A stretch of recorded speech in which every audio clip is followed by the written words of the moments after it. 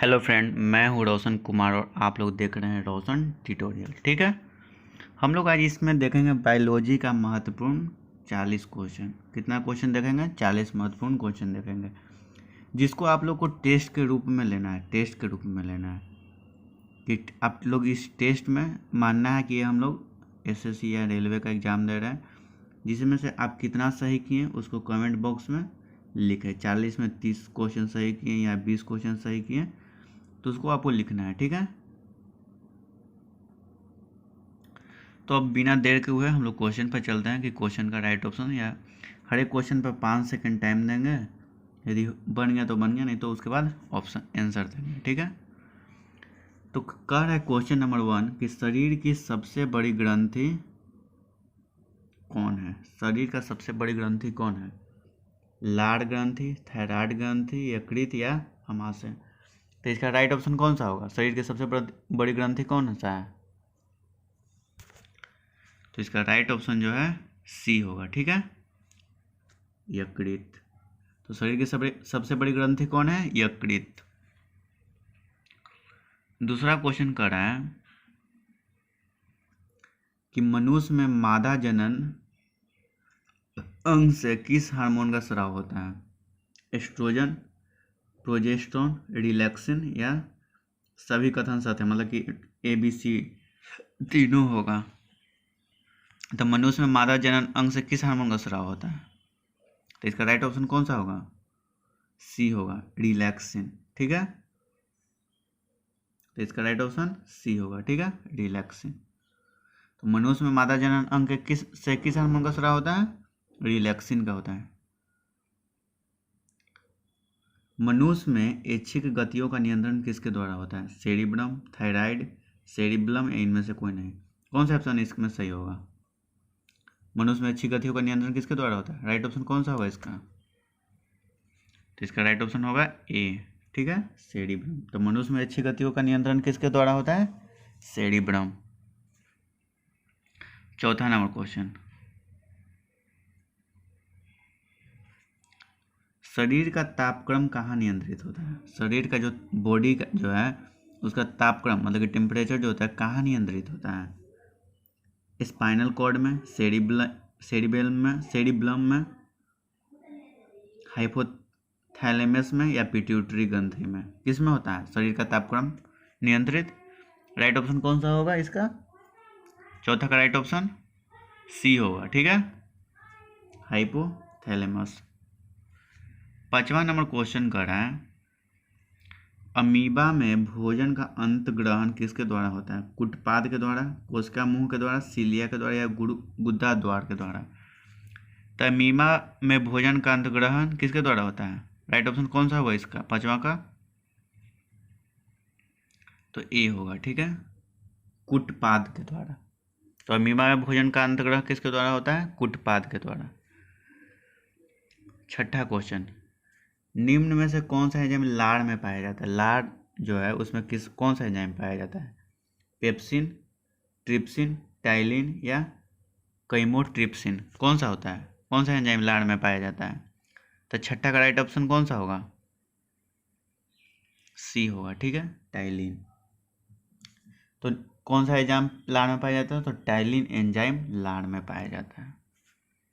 सातवां क्वेश्चन,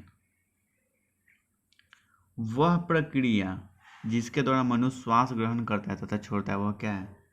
श्वसन, श्वासोच्छ्वास, प्रश्वास या निश्वसन? तो कौन सा होगा?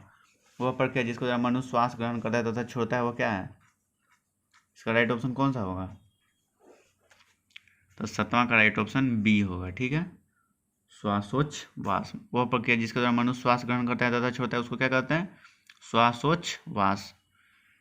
आठवां नंबर क्वेश्चन कर रहा है, ऊर्जा उत्पादन के लिए कोशिकाएं प्रायः किसका उपयोग करती हैं? अमीनो अम्ल, ग्लूकोज, वसा अम्ल या सुक्रोज? तो किसका? ऊर्जा उत्पादन के लिए कोशिकाएं प्रायः किसका उपयोग करती है? आठवां का राइट ऑप्शन कौन सा होगा? तो आठवां का राइट ऑप्शन बी होगा। ठीक है, तो ऊर्जा उत्पादन के लिए कोशिकाएं प्रायः किसका उपयोग करती है? ग्लूकोज का। नौवां क्वेश्चन कर रहा है कि किस अभिक्रिया द्वारा पौधे में ऑक्सीजन बाहरी वातावरण से कोशिकाओं में पहुंचता है? किण्वन के द्वारा, विसरण के द्वारा, दहन के द्वारा या प्रकाश संश्लेषण? क्वेश्चन एक बार और देख लेना है कि किस अभिक्रिया द्वारा पौधों में ऑक्सीजन बाहरी वातावरण से कोशिकाओं में पहुंचता है? किस अभिक्रिया में पौधे जो है ऑक्सीजन बाहरी वातावरण से कोशिका में पहुंचता है? तो राइट ऑप्शन कौन सा होगा? 9 का बी होगा। ठीक है, विसरण के द्वारा। तो विसरण के द्वारा जो है पौधों में ऑक्सीजन बाहरी वातावरण से कोशिकाओं में पहुंचती है। ठीक है, 9 का बी ऑप्शन सही है। 10 नंबर क्वेश्चन कह रहा है श्वसन की अभिक्रिया में खाद्य पदार्थों की परिणति क्या होती है? विघटन, दहन, परिवर्तन या संश्लेषण? तो 10 का राइट ऑप्शन कौन सा होगा? तो 10 का राइट ऑप्शन कौन सा होगा? ए होगा। ठीक है, तो श्वसन की अभिक्रिया में खाद्य पदार्थों की परिणति क्या होती है? विघटन होती है। 11 नंबर क्वेश्चन कर रहा है कि खाद्य पदार्थों का पौधों में स्थानांतरण का मुख्य रूप कौन सा है? खाद्य पदार्थों का पौधों में स्थानांतरण का मुख्य रूप कौन सा है? ग्लूकोज है, स्टार्च है, सुक्रोज है या प्रोटीन है? तो खाद्य पदार्थों का पौधों में स्थानांतरण का मुख्य रूप कौन सा है? 11 का राइट ऑप्शन कौन सा होगा? सी होगा। ठीक है, सुक्रोज। तो खाद्य पदार्थों का पौधों में स्थानांतरण का मुख्य रूप कौन सा है? सुक्रोज है। 12 नंबर क्वेश्चन कर रहा है एक स्वस्थ मनुष्य का रक्तचाप होता है, कितना होता है? 90/60, 120/80, 200/130 या 140/160? इसको कभी भी लिखते हैं तो क्या लिखते हैं? मिलीमीटर HG में। ठीक है, यहाँ पर एम है। ठीक है ना, एम मिलीमीटर HG में इसको करते हैं। ठीक है, तो एक स्वस्थ मनुष्य का रक्तचाप कितना होता है? 120/80 मिलीमीटर HG। राइट ऑप्शन कौन सा है? बी है। 13 नंबर क्वेश्चन, मनुष्य के मस्तिष्क की सबसे बाहरी झिल्ली है, मनुष्य का जो मस्तिष्क है उसका सबसे बाहरी झिल्ली है, कौन सा है? पियामीटर, मीटर, ड्यूरामीटर या एरेक्नोइड? कौन सा है? तो मनुष्य के मस्तिष्क की सबसे बाहरी झिल्ली है 13 का राइट ऑप्शन कौन सा होगा? सी होगा। ठीक है, ड्यूरामीटर। कौन सा होगा? ड्यूरामीटर। तो मनुष्य के मस्तिष्क की सबसे बाहरी झिल्ली कौन सा है? ड्यूरामीटर। 40 नंबर क्वेश्चन कर रहा है कि मनुष्य के सूंघने की क्षमता को नियंत्रित करता है, कौन करता है? ऑप्टिक पाली, घ्राणेंद्रिय पाली, सेरिब्रम या इनमें से कोई नहीं है? तो 14 का राइट ऑप्शन कौन सा होगा? 14 का राइट ऑप्शन बी होगा। ठीक है, घ्राणेंद्रिय द्वारा। अब अगला क्वेश्चन देखते हैं 15 नंबर। 15 नंबर क्वेश्चन कर रहा है कि मनुष्य में बुद्धि एवं चतुराई का केंद्र है, मनुष्य जो है उसमें बुद्धि एवं चतुराई का केंद्र कौन सा है? सेरिबेलम, हाइपोथैलेमस, सेरिब्रम या स्पाइनल कॉर्ड? तो मनुष्य में बुद्धि एवं चतुराई का केंद्र कहाँ पे है? इसका राइट ऑप्शन कौन सा होगा 15 का? तो 15 का राइट ऑप्शन जो होगा सी होगा। ठीक है, सेरिब्रम। तो मनुष्य में बुद्धि एवं चतुराई का केंद्र कौन सा है? सेरिब्रम है। ठीक है ना, सेरिबेलम नहीं, ये नहीं होगा, सेरिब्रम होगा। ठीक है, तो मनुष्य में बुद्धि एवं चतुराई का केंद्र है सेरिब्रम।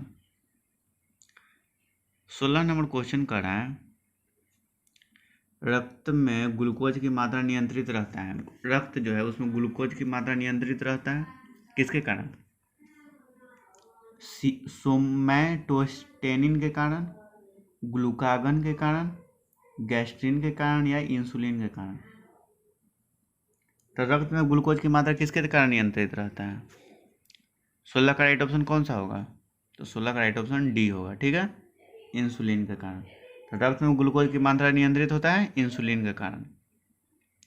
17 नंबर क्वेश्चन कर रहा है कि ऑक्सीजन है क्या है? वसा है, कार्बोहाइड्रेट है, एंजाइम है या हार्मोन है? तो ऑक्सीजन क्या है? इसका राइट ऑप्शन कौन सा होगा? 17 का सी होगा। ठीक है, एंजाइम है।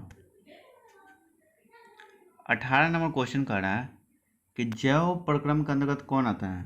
जैव प्रक्रम के अंतर्गत कौन आता है? पोषण, उत्सर्जन, श्वसन या सभी? तो 18 का राइट ऑप्शन कौन सा होगा? जैव प्रक्रम के अंतर्गत कौन आता है? जैव प्रक्रम के अंतर्गत डी आता है, मतलब कि सभी। तो जैव प्रक्रम के अंतर्गत कौन आता है? पोषण, उत्सर्जन और श्वसन सभी आता है। ठीक है। 19 नंबर क्वेश्चन कर रहा है, जो गोबर छत्ता किसके अंतर्गत आता है? गोबर छत्ता, गोबर छत्ता देखते हैं, उजला उजला कलर का हल्का टाइप का रहता है। तो परजीवी है, स्वपोषी है, मृतजीवी है या प्रासरणी है? तो ये कभी भी देखते हैं कि गोबर छत्ता जो होता है, जो गोबर होता है उसका टाल पे जम जाता है या लकड़ी सना हुआ रहता है तो वहाँ पे जमता है। तो इससे इसका राइट ऑप्शन कौन सा होना चाहिए? 19 का।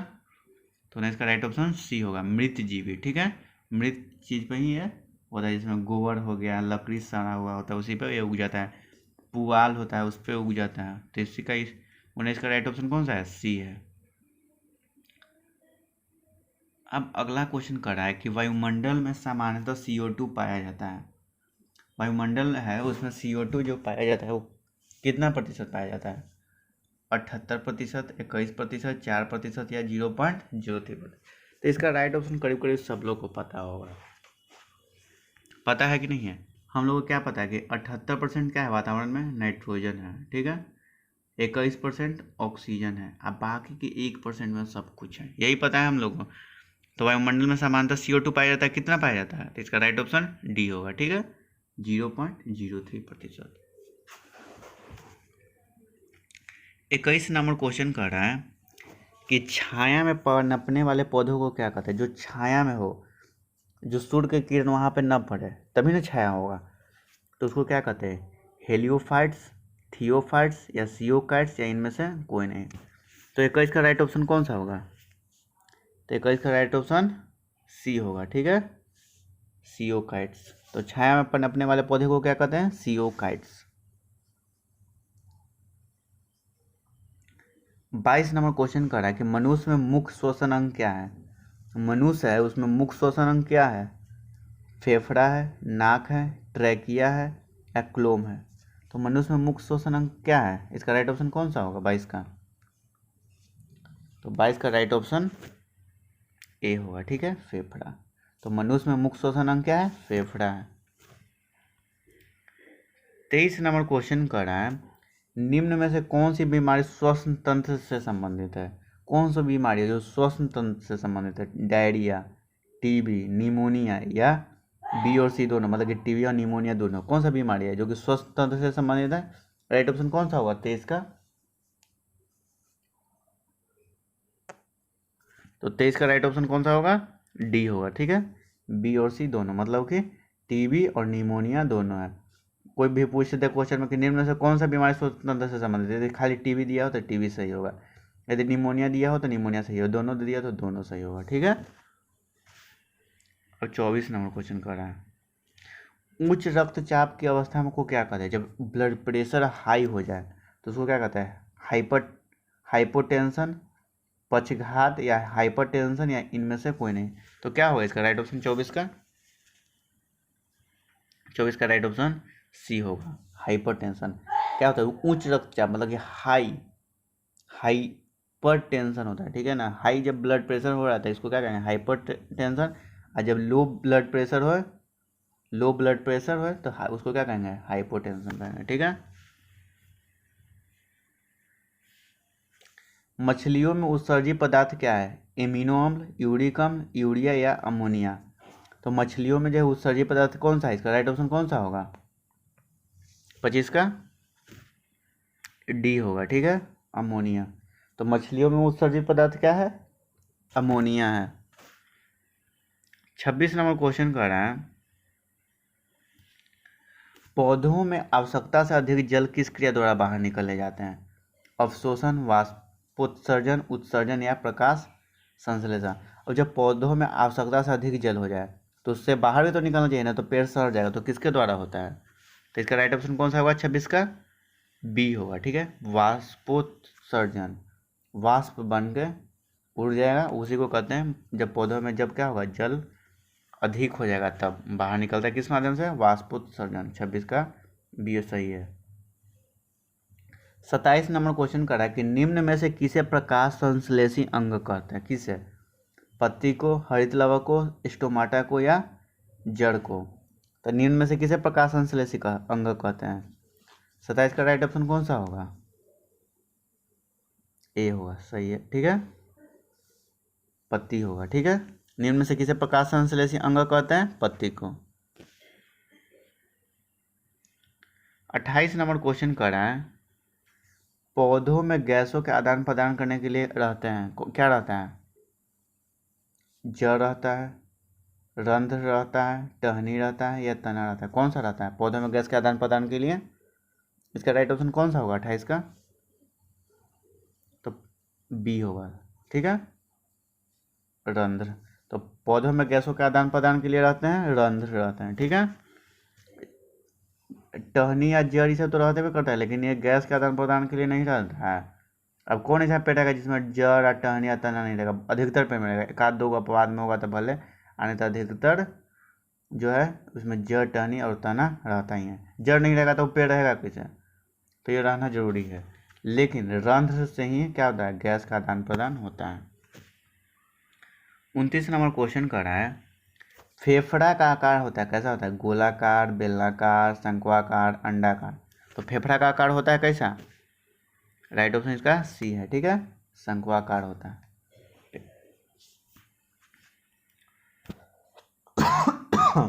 सॉरी।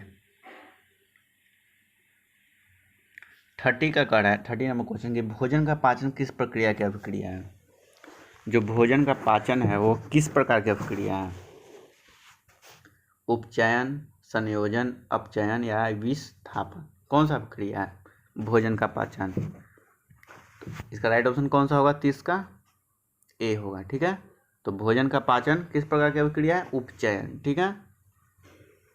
अब 31 नंबर क्वेश्चन कर रहा है हार्मोन शब्द का नामकरण किसने किया था? हार्मोन जो शब्द है उसका नामकरण कौन से किया था? रॉबर्ट, अरस्तु, बेलिस एवं स्टार्लिंग या ब्राउन पोटर?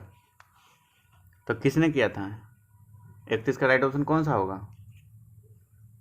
तो इसका राइट ऑप्शन जो होगा सी होगा, ठीक है, बेलिस एवं स्टार्लिंग। तो हार्मोन शब्द का नामकरण किसने किया था? बेलिस एवं स्टार्लिंग।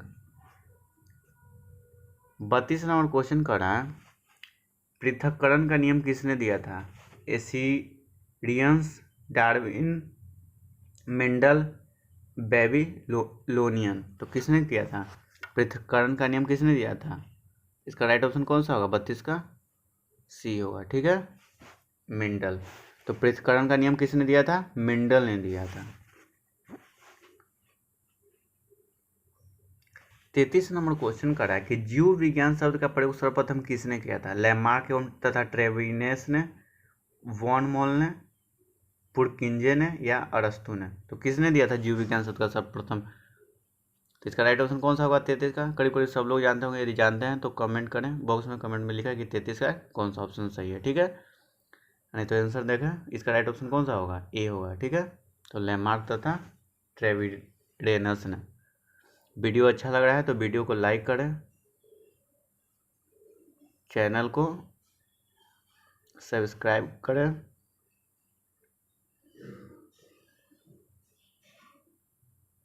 और शेयर करें, ठीक है। वीडियो अच्छा लग रहा है तो लाइक करें, सब्सक्राइब करें और शेयर करें। 34 नंबर क्वेश्चन कर रहा है जीव विज्ञान के जनक के नाम से जाने जाते हैं, कौन जाने जाते हैं जीव विज्ञान के जनक?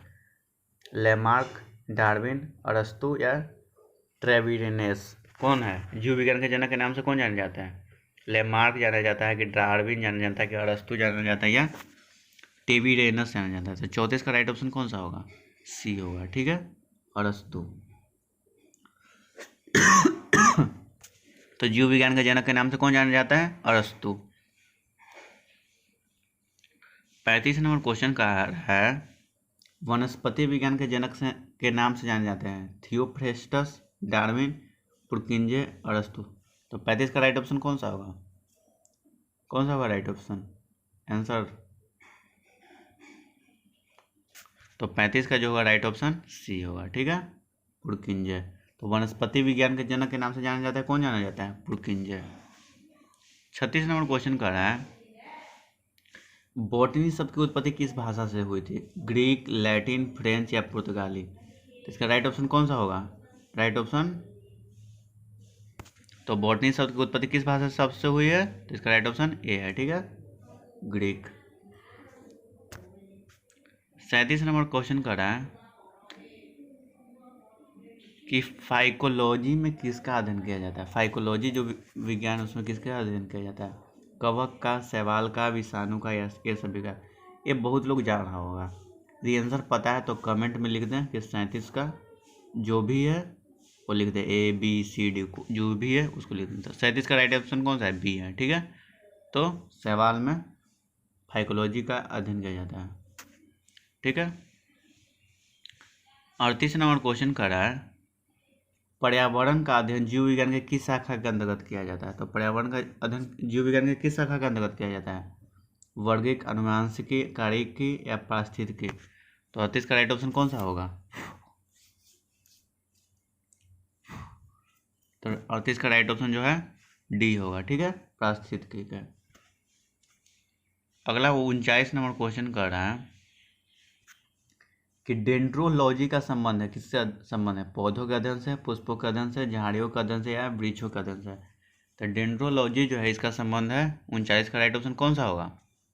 आंसर, यदि पहले से पता है तो 39 लिख कर जो ऑप्शन सही है ए बी सी डी में उसका लिख देना। तो डेंड्रोलॉजी का संबंध किससे है?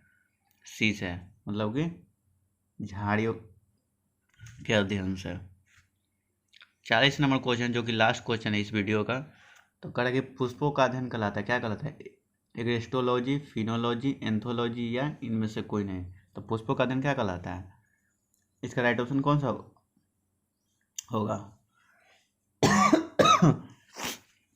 सॉरी, तो पुष्पों का अध्ययन कहलाता है, क्या कहलाता है? इसका राइट ऑप्शन सी, मतलब कि एंथोलॉजी। वीडियो अच्छा लगा तो वीडियो को लाइक करें, चैनल को सब्सक्राइब करें, शेयर करें। Thank you.